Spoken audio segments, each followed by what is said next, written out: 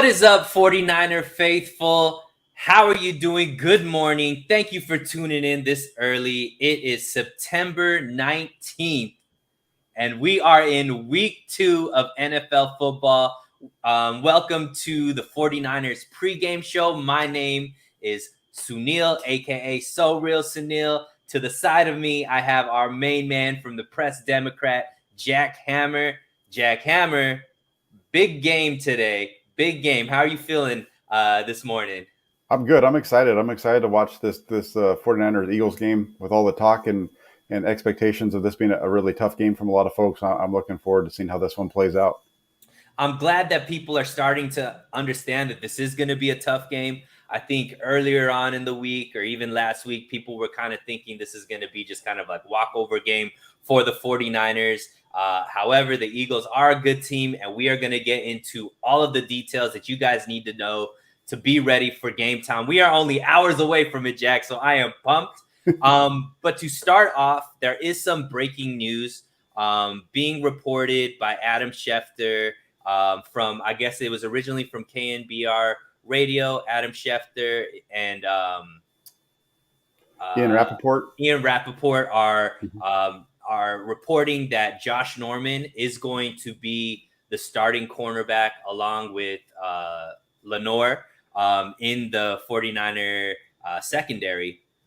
So we were kind of the question mark, didn't know who was going to start, hoping, maybe Mosley would come back. We obviously know that's not going to be the case.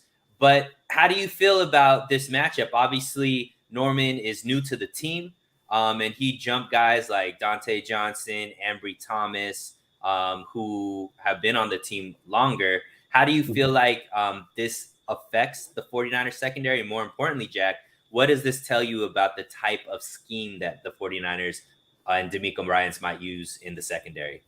Well, for me, what this says is that the 49ers recognize the need to be able to have guys that are in the secondary that can run and tackle. Mm-hmm. That sounds pretty basic, but when you get to cornerbacks in the NFL, not all of them are willing to stick their noses in there and actually come up and really be aggressive against the run game or against screens and those types of things. So it says to me that they're expecting a lot of those underneath routes and needing their corners to be able to come up and make sure tackles. Yeah, I think not only we saw a lot of that underneath game with the Eagles against Atlanta, but also it's going to be important with Jalen Hurts, if he gets out on the edge and things like that, it's going to be important for the corners to be able to step up and make the tackles. And one thing about Josh Norman is he is somebody who is aggressive. He's not afraid to get his nose in front of a player. He's not afraid to tackle somebody and do that. And especially in a game like this, where there's a lot of speed on the outside with Rager and Devontae Smith, and then a mobile quarterback, having a sure tackling corner is key. So I think they went with the best tackler. Obviously, Lenore, I think we could say is probably the best corner we have on the roster right now, with Verrett and Mosley both injured. So we have our best corner. We have our best tackling corner there. How do you feel like these guys match up against what the Eagles are bringing in their young receiving core? I think they match up pretty well. I mean, Devontae Smith, of the two, Devontae Smith is the one you have to be most worried about with getting down the field on you. He's more of their speed receiver. And you saw them be able to bust him out once last week against Atlanta for the touchdown on a nice pick route there. Mm-hmm. He's the guy I think you need to be more worried about. And I think they're going to match up pretty well, really, overall. I think that's why I said I think one of my keys for the defense is their need to be able to rally to the football. They need to be able to sprint and turn and run, and the secondaries and the linebacker are going to be key to stopping those guys and kind of funneling them into where they need to go to bring them down. Now with Verrett and Lenore / Ambry Thomas, as far as those guys being starters last week, before Verrett got injured, obviously DeMeco Ryans was using a lot of press man.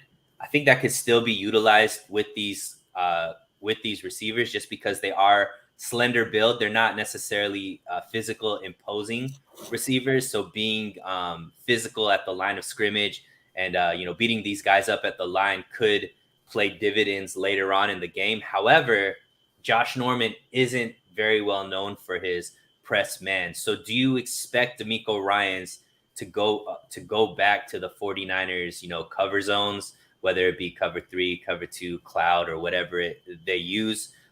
Is this kind of him tipping his hat that the press man probably isn't going to be utilized as much, and they're going to go back to one of those zone coverages? Well, yes, in a way, I wouldn't expect a lot of man coverage against a team that's running screens as much as Philadelphia does to begin with.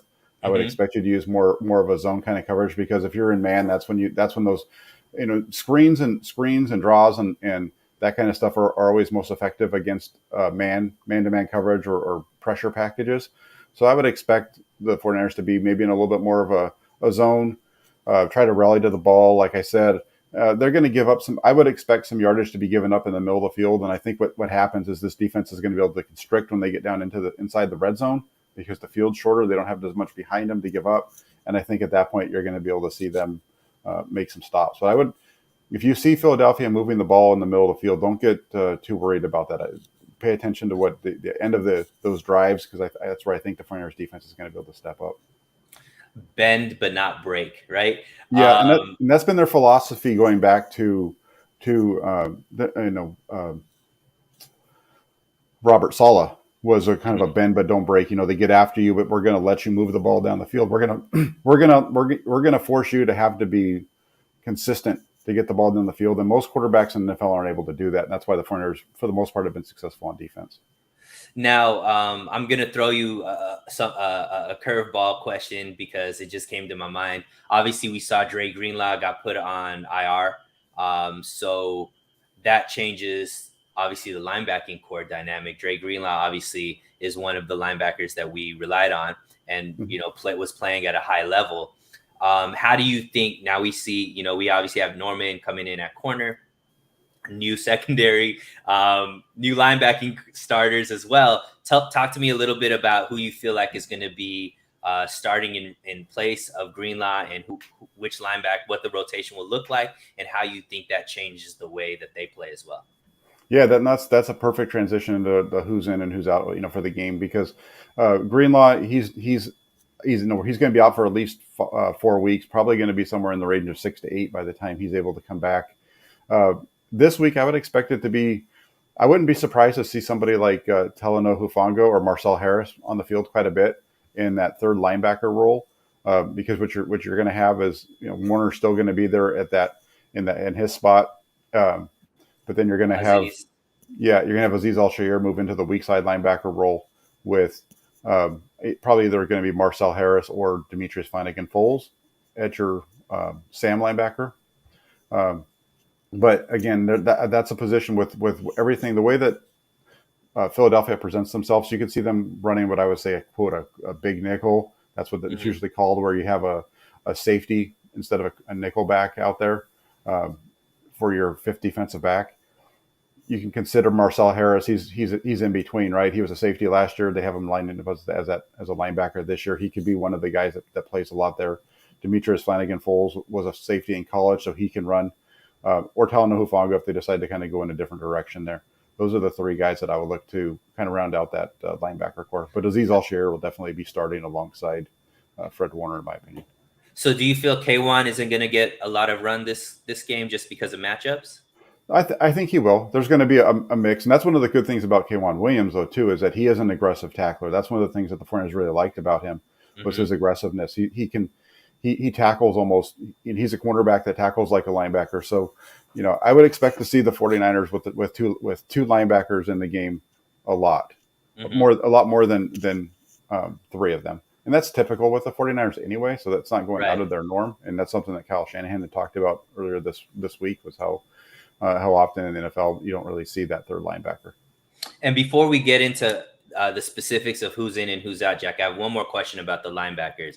One Sure. thing about Dre Greenlaw is he's an amazing tackler. He's come up so many times in big moments to make the key stop. Mhm. With the type of offense that the Eagles run, tackling by the linebackers is going to be key, especially with Jalen Hurts being a mobile quarterback.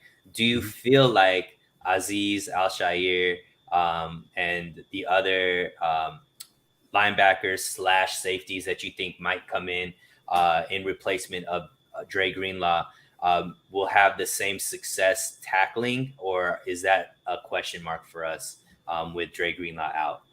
I think Alshair is a pretty solid tackler. We saw that last week, and we've seen that throughout his short time that he's been with the 49ers. He's been a pretty good tackler.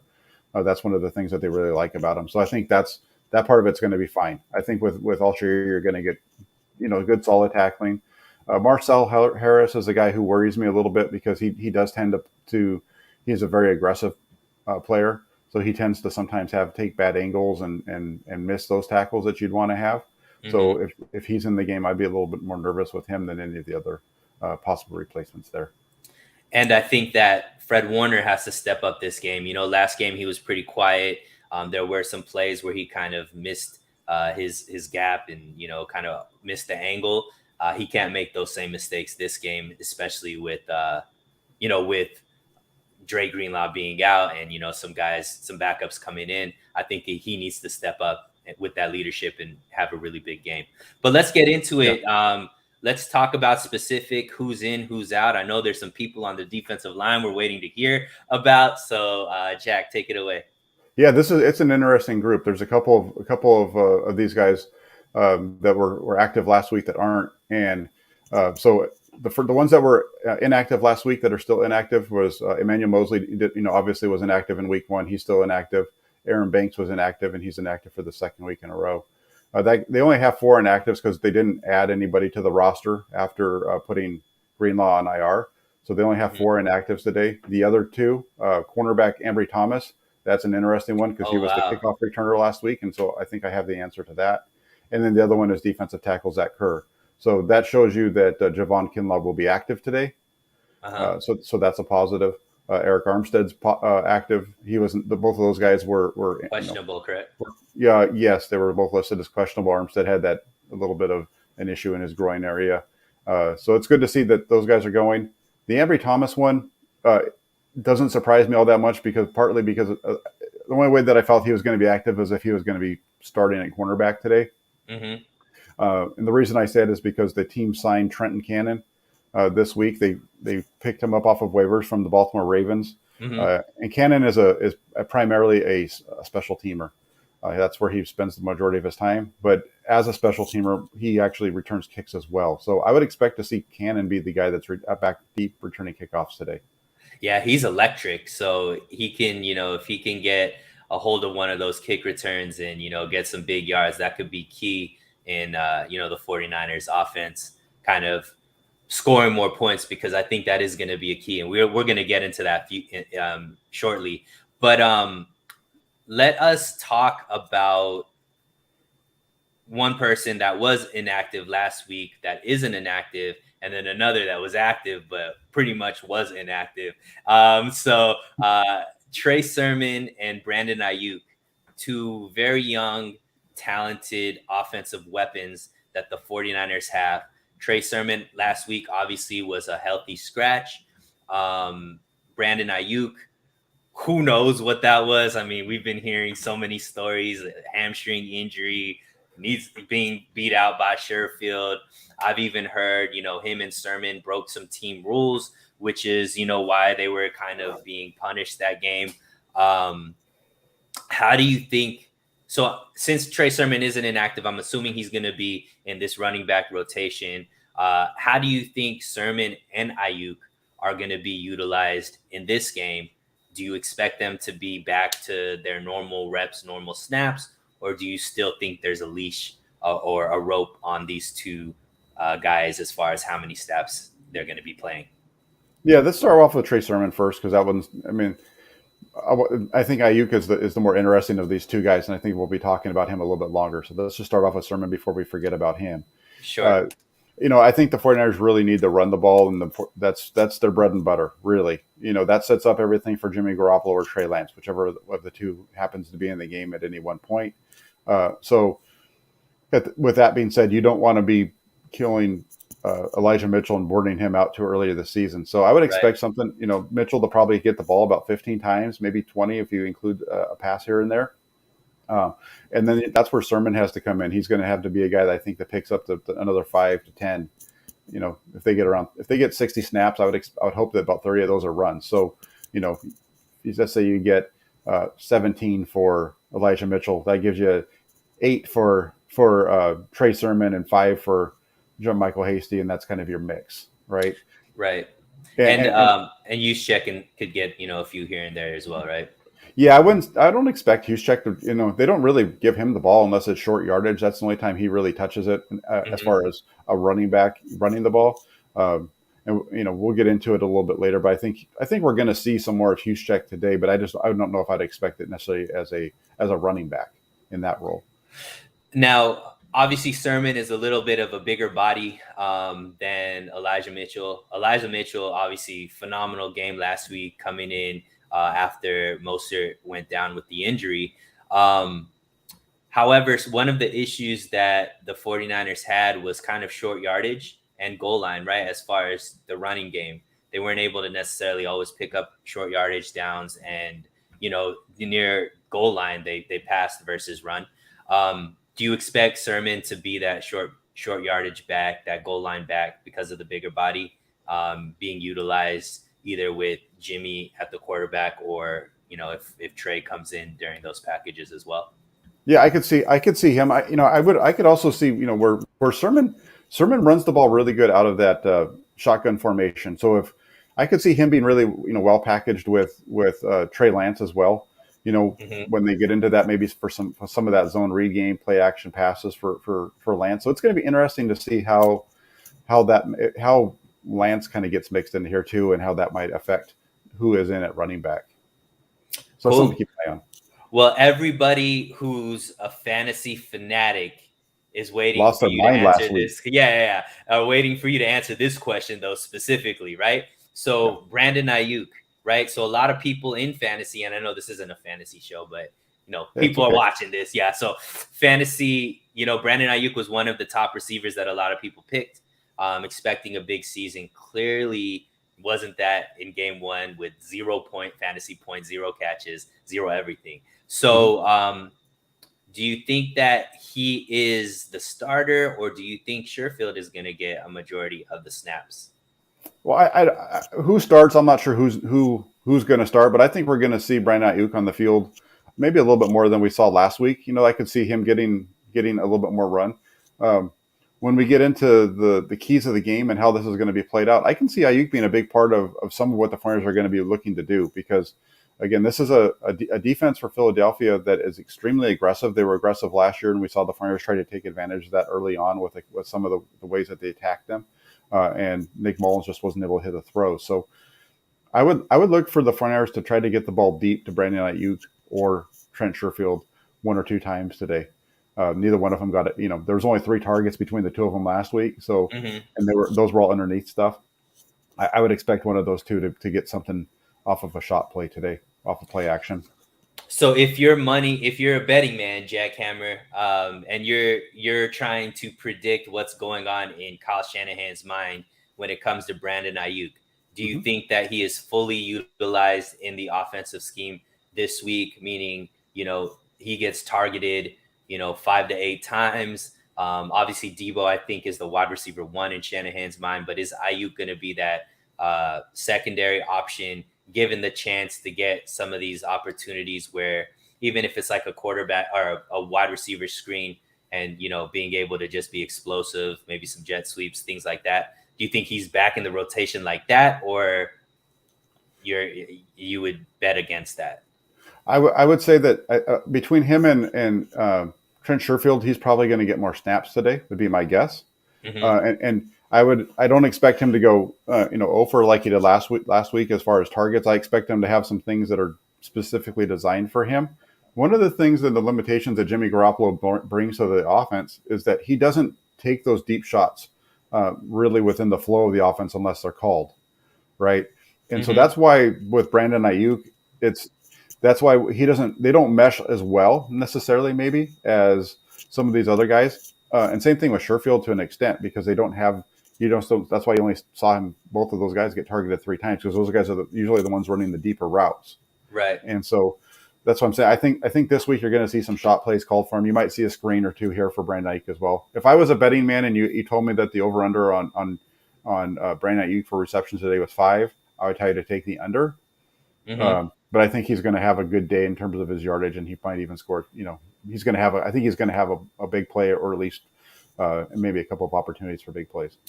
I think Ayuk is going to be key moving forward for the 49ers offense overall to have another stud, wide receiver there alongside with Debo, alongside with Kittle.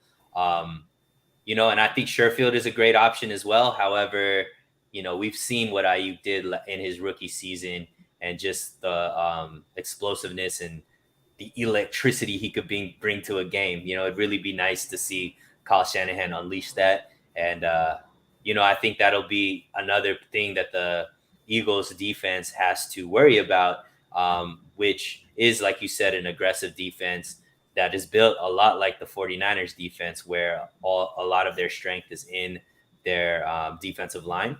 Mm-hmm. So I expect Jimmy to, just like he did last week, you mentioned how quick his release was and how quick he was able to get the ball out of his hands.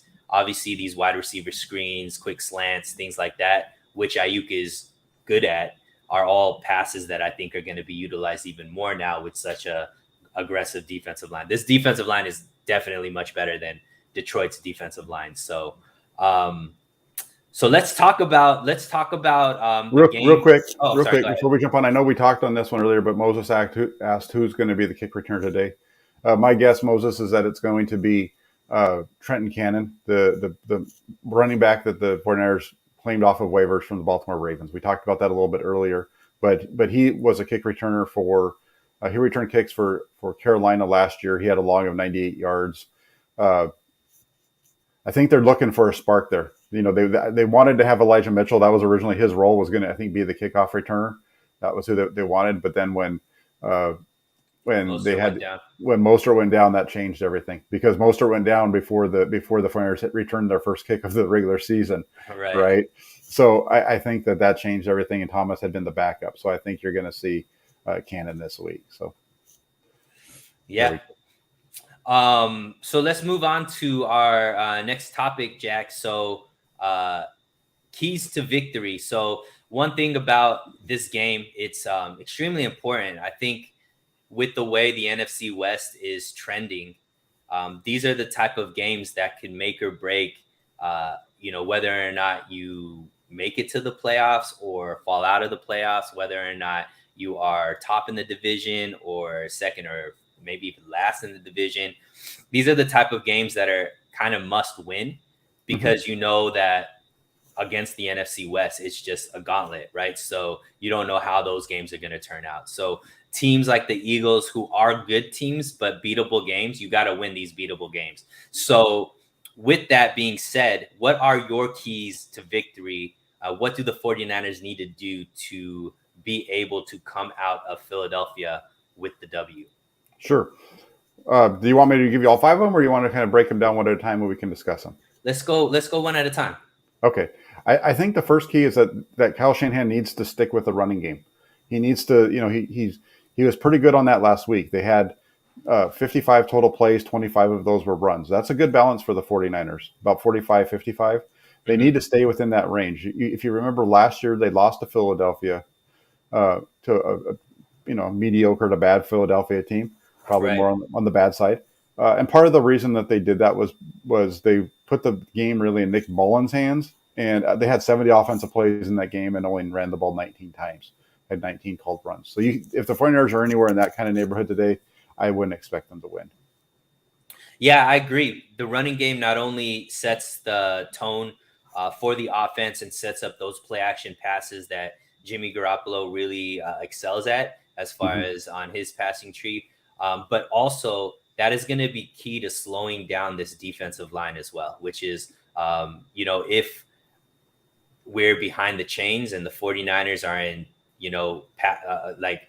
passing downs because of down and distance, that's going to be a struggle. This offensive line will definitely be tested if that is the case. So if the running game can be dominant and keep us ahead of the chains, keep us in third and short, second and manageable, that automatically puts the defense, the Eagles defense, which is a good defense, underrated defense, on their heels, which I think makes the game easier for Jimmy, which is, I think important for us to get a Yeah, W. and what you just mentioned there, as far as behind, not falling behind the sticks and those kind of things, that actually falls in with one of my other keys of victory, which is to minimize penalties.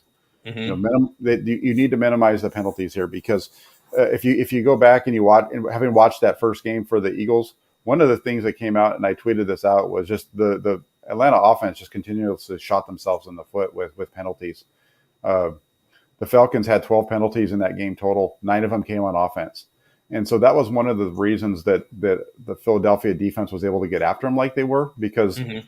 they were constantly stuck in second and 15, second and 20, those types of situations because of the various penalties that they were having assessed to them. And they killed some of their drives too. So, you compare that to what the 49ers did in week 1, where they only had 2 penalties against Detroit on offense.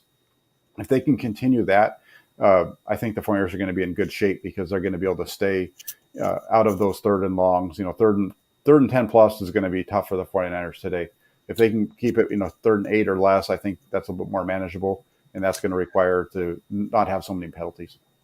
Yeah, and I think that's going to be a big key as far as the offensive line. They are going to be challenged this week with this defensive line, so making sure they're not jumping the snap count, trying to get ahead or trying to get a little bit of a head start against these aggressive defensive linemen, I think is key. And making sure that we aren't shooting ourselves in the foot is always a good way of maintaining our chances to get a big victory in the game. What's your next key, Jack?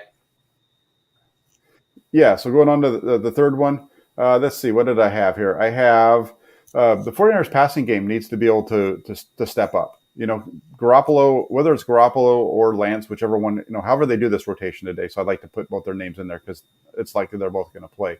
Whoever's in the game, they've got to be able to take advantage of the shots that are there. There's going to be openings to hit some passes today, and they've got to be able to make those throws. I hit real quick on the loss last year and how that played out. And, with those Eagles linebackers stepping up, they're going to have play action opportunities to hit that ball down the field. Kyle Shanahan tried to take advantage of that right out of the gate last year against Philadelphia, and Nick Mullins, if you remember, sailed that one over poor Juice's head by about 10 yards. That's the kind of ball today that needs to be hit. If they can hit their opportunities, they're going to be in really, really good shape. Yeah, and I expect Kittle to be a big part of that. The Eagles have decent cornerbacks. They obviously have a stud in Darius Slay, and their corner on the other side is kind of like not a question mark, but he is kind of younger, so they're not exactly sure what to expect from him. They have high hopes, but the one matchup that the Eagles don't have anybody really for is going to be Kittle, and so I think Kittle needs to have a big game, needs to be targeted a few more times than he was targeted against Detroit. And I think that's a massive mismatch that if he gets, tied in with one of these corners or one of these linebackers, that Jimmy should be able to take advantage of. Because once again, I think that a lot of these throws are going to be underneath just because of how aggressive that defensive line is. Mm-hmm.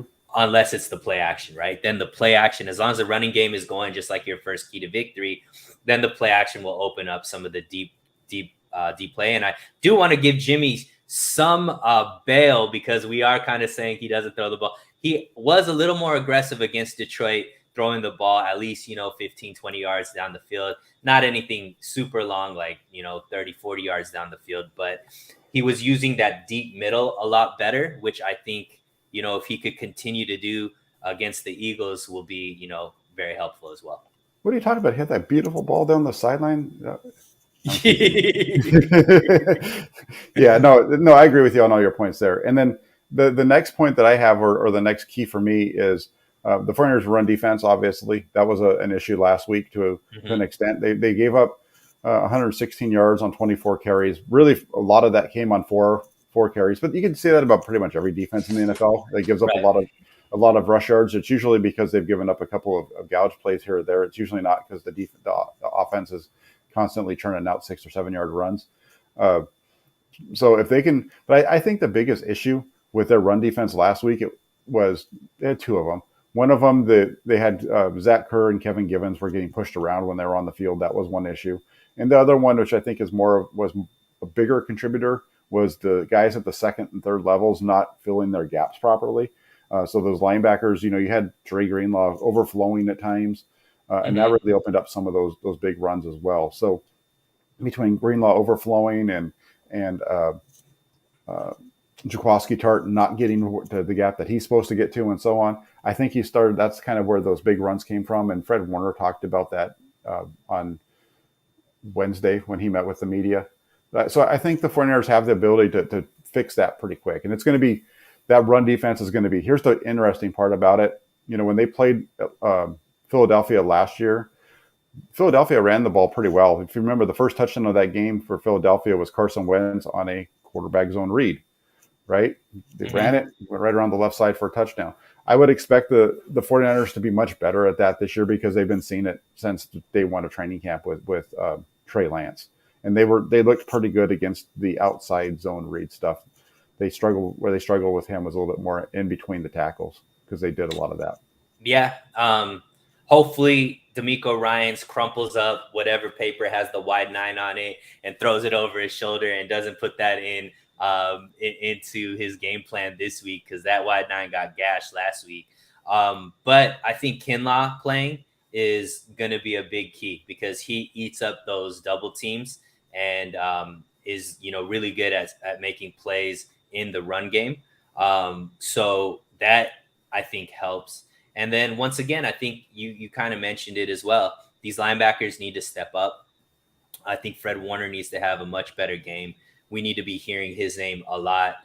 He needs to probably be somebody that maybe has double-digit tackles as the linebacker and really kind of put the defense on his back, just because of some of these injuries that are there that are key contributors. So you pay your superstars big money for these type of games, for that type of production. So I think that he's going to be a key as far as slowing down the Eagles' run game, which can be good. They have a decent running back, obviously a quarterback that's mobile as well.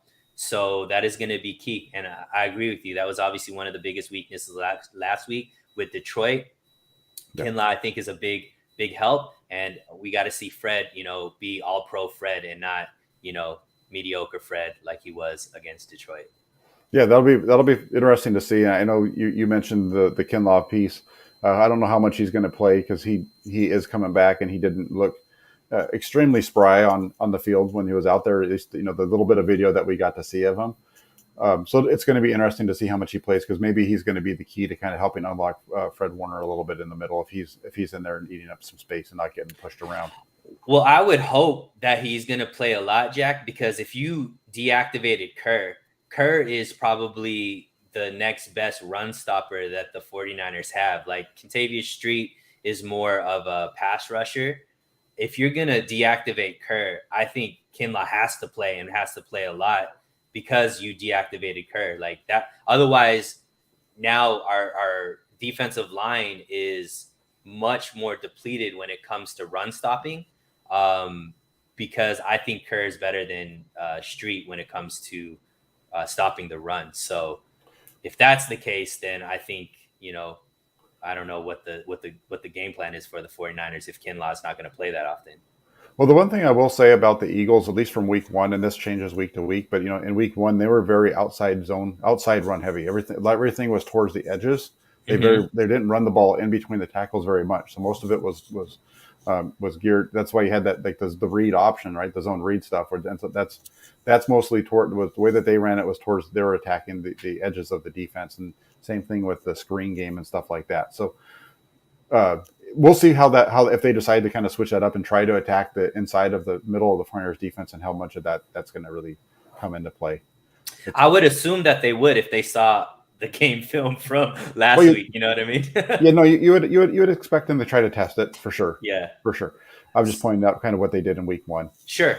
Yep. And the other one, and I kind of mentioned this one earlier, but it's the swarming to the ball. That's really the last key for me. The fifth one is they need the Eagles, at least. So I don't think you're going to see the Eagles all of a sudden become a team that wants to push the ball down the field. Jalen Hurts struggled a lot last year when he was asked to really play quarterback in the NFL. What I mean by that, I don't think he played quarterback a whole lot last week. Mostly it was drop offs, boom, boom, boom. There was a couple Offensive of, weapon. yeah, it was mostly Jalen Hurts in week one was Jimmy Garoppolo when after Jimmy Garoppolo got hurt last year in those games Mm-hmm. against the Rams in New England, where it's all those the little dinks and dunks and let your runners make a play, and that's good. And so the 49ers defense has got to turn and run, and I think that's partly why you see Josh Norman in the game. We talked about that at the beginning of the show with our breaking news with Norman likely going to be starting opposite of Diamador Lenore. He's a sure tackler. Diamador Lenore showed himself to be a pretty sure tackler. Uh, and with all that, I would not expect to see a whole lot of D Ford and Nick Bosa in the backfield because if the Eagles are running this quick game like they did in week one, it just doesn't give the defensive lineman time to really penetrate and disrupt the passing game. Right. There's two keys that I have that weren't necessarily mentioned, but they may kind of be like, on the horizon is what you were talking about as well. The first thing is mobile quarterback. This is the first test, right? So keeping Hurts in the pocket. So gap integrity, I think, is going to be extremely key with the defensive line.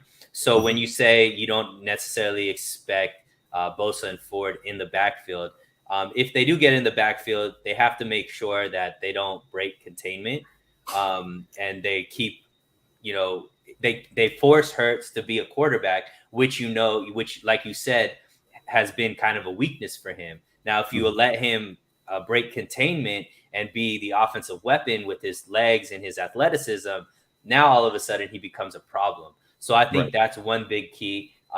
Specifically, Samson Ebicom, right? We brought him in to be this type of person for us. We obviously play Russell Wilson twice, Kyler Murray twice. Now we're playing Jalen Hurts. This is our first opportunity to see how Ebicom changes this defensive line as far as being able to handle the mobile quarterback. So why don't you speak a little bit towards that and what the defensive line needs to do to make sure Hurts doesn't beat us with his legs?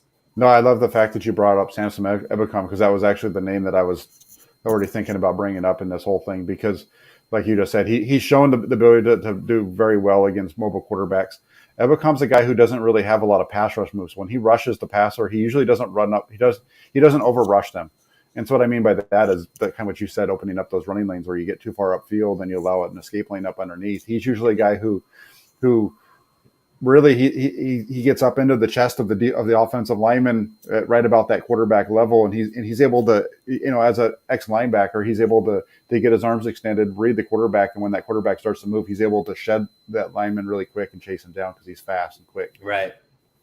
That's what I would expect to see. I would expect to see that kind of stuff from him today. I would expect to see Ebicom on the field more than we saw week one. I agree. I mean, these are the type of quarterbacks that we brought him in for. The other key that I think is important that you necessarily didn't mention is going to be the communication between the safeties and the corner.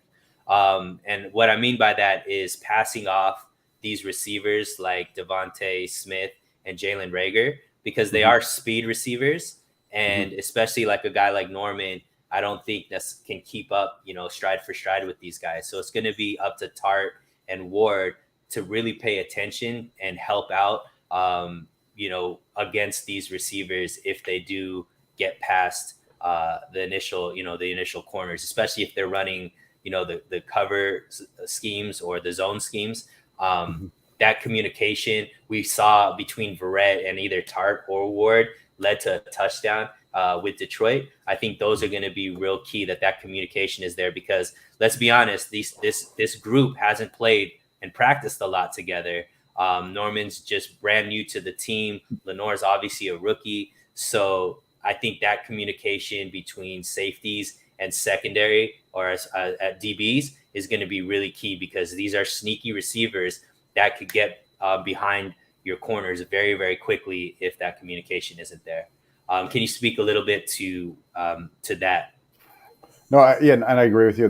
That's partly why they were able to why Philadelphia was able to be, Devontae Smith was able to get open last week because they got kind of caught up in a man coverage scheme, and the safety wasn't able to rotate over and get there instead. Right, they weren't able to kind of pass it off the coverage and react appropriately.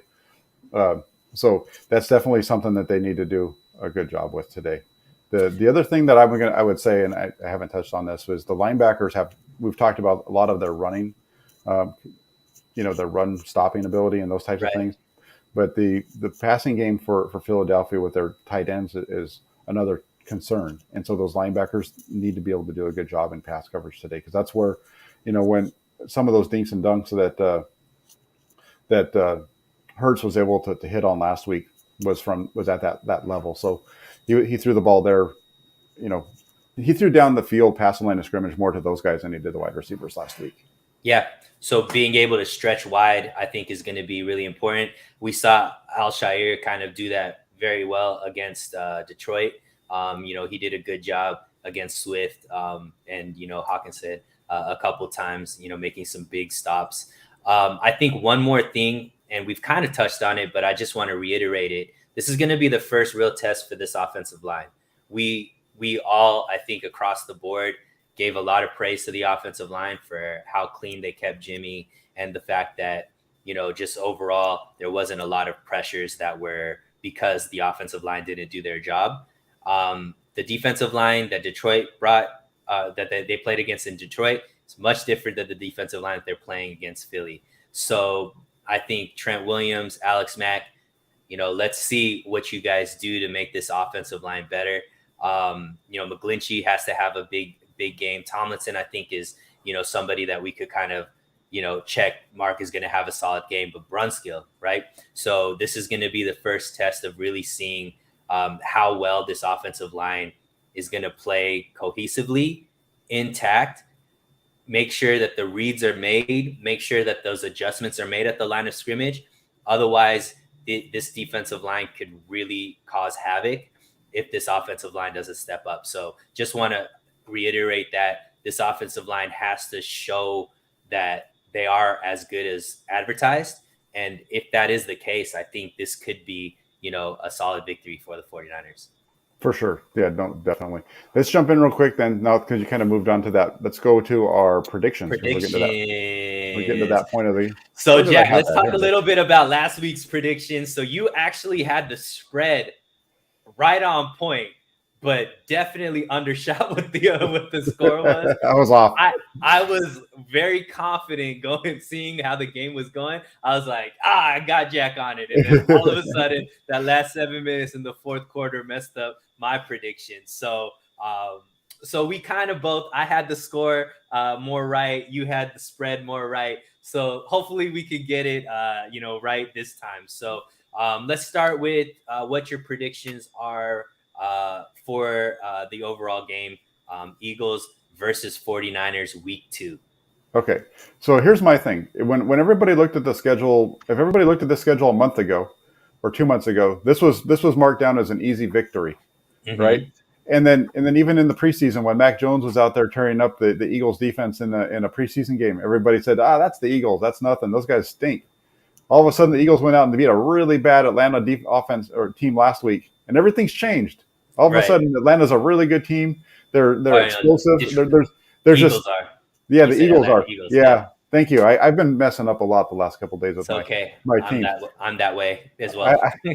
I had somebody give me. I had a bad one yesterday. It was pretty funny. But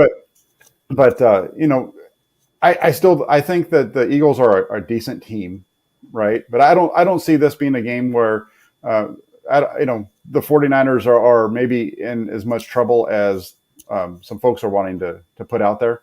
But that being said, I'm going to go with the prediction of 49ers 24, Philadelphia 16. Like I said, I expect the Philadelphia offense to move the ball a little bit in the middle of the field between the 20s, but I don't see them getting into the end zone very often. I think the 49ers defense will be able to shut them down in that area of the field. So that's where the 16 points comes from them. I think the 49ers get up 24, 10, something like that in the fourth quarter, and then they just hold on with a running game at the end. Yeah, so I'm a little bit I think it's going to be a little bit closer because I do respect the Eagles defense.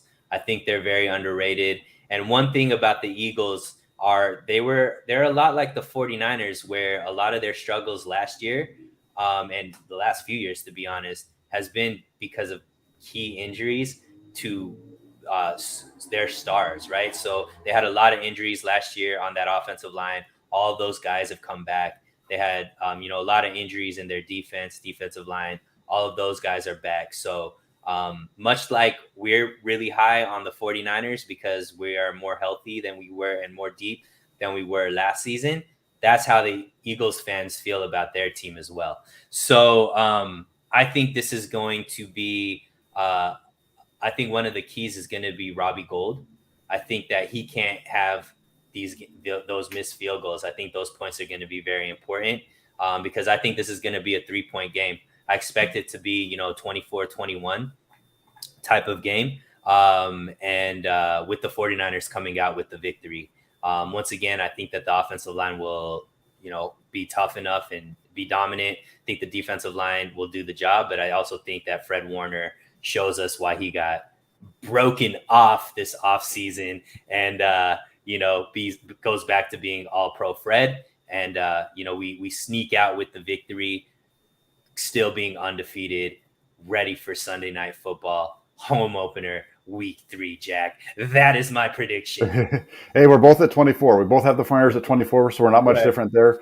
I'm at 24-16. You're 24-21. And hey, James is right there with you and me with 24 for the Niners, and he goes with 20 for the Eagles. So he's got it as a little bit tighter than me as well. So we'll see how it goes. I hit the prediction last week in terms of the spread and told you guys where to bet on that one. So I'm going a little bit different direction today. We'll see what happens. Hey, we'll see. Never, At least never take anything I say for betting advice. So trust me. Yeah. This is just all us and our feelings, right? So you don't want to bet based off our feelings. But big game once again. The good thing is we all believe that the 49ers are going to come out with the victory in this game. Once again, with the way the NFC West is, this is going to be key. We do want to make sure that we are winning the winnable games so that these tough games, if we do end up dropping them, we still have enough coins in the bank to be able to, late in the season, still be able to be competitive. So Jack, anything final you want to touch on? Anything that you want to mention about your streaming schedule this week, today? No, not really. Have a good time. Watch this game. I'm going to be back later on today. I will be on. I'll probably do a quick show with my recap of the game at some point after the game, but not anything. I don't have anything scheduled, so it's not going to be right after. I think you're the one with the exciting news for right after the game. Yeah. So I actually have 2 things that are going to be popping off on my channel. So the first thing is right after the game, we are going to start the weekly sound off. And this is specifically for the 49er faithful. You get to, obviously, there's a ton of content creators for the 49ers that will come out and, give their recap of the game and their thoughts about the game. This isn't about that, right? It's not about me saying what I believe about the game. This show's specifically geared towards you. So that is going to be right after the game is done on air. Jump onto my YouTube channel. The YouTube has already been made. I'm going to put the link right after the game is done. This is going to be your chance to sound off, talk about what you thought about the game, things you like, things you didn't like. So please tune into that. It should be a lot of fun, and we will be doing that weekly from now on. And then the second thing is at 6 o'clock. 6 o'clock. No. Yeah. 6. I think it's 6 o'clock